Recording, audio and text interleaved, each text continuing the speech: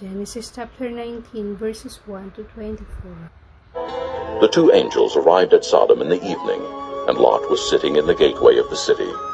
When he saw them, he got up to meet them and bowed down with his face to the ground. "My lords," he said, "please, turn aside to your servant's house. You can wash your feet and spend the night, and then go on your way early in the morning." "No," they answered, "we will spend the night in the square." But he insisted so strongly that they did go with him and entered his house. He prepared a meal for them, baking bread without yeast, and they ate.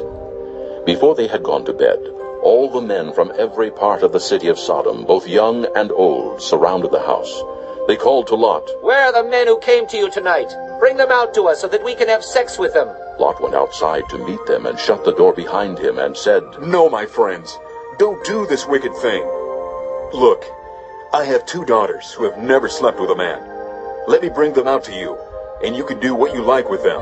But don't do anything to these men, for they have come under the protection of my roof." "Get out of our way," they replied, and they said, "This fellow came here as an alien, and now he wants to play the judge. We'll treat you worse than them."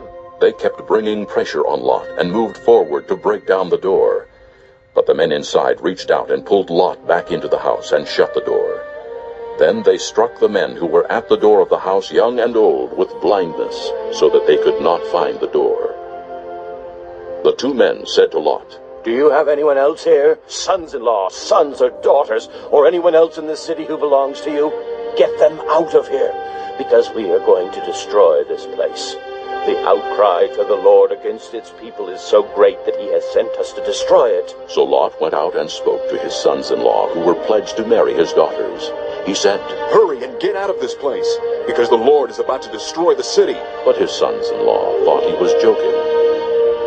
With the coming of dawn, the angels urged Lot, saying, "Hurry, take your wife and your 2 daughters who are here, or you will be swept away when the city is punished." When he hesitated, the men grasped his hand and the hands of his wife and of his 2 daughters, and led them safely out of the city, for the Lord was merciful to them. As soon as they had brought them out, one of them said, "Flee for your lives, don't look back, and don't stop anywhere in the plain. Flee to the mountains, or you will be swept away." But Lot said to them, "No, my lords, please. Your servant has found favor in your eyes, and you have shown great kindness to me in sparing my life. But I can't flee to the mountains. This disaster will overtake me, and I'll die.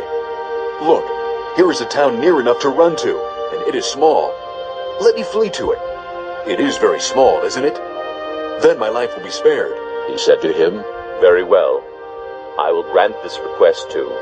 I will not overthrow the town you speak of, but flee there quickly, because I cannot do anything until you reach it." That is why the town was called Zoar. By the time Lot reached Zoar, the sun had risen over the land. Then the Lord rained down burning sulfur on Sodom and Gomorrah, from the Lord out of the heavens.